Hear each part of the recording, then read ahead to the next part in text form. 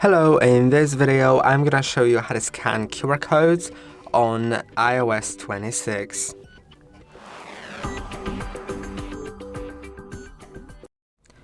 Scanning QR codes is pretty simple. First you need to open the camera app, and then just point your camera at a QR code.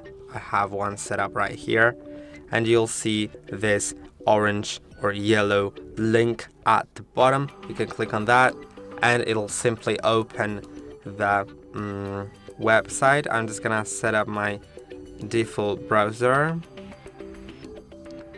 and you can see it goes into that website.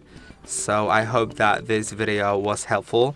Don't forget to like and subscribe, and see you in the next one.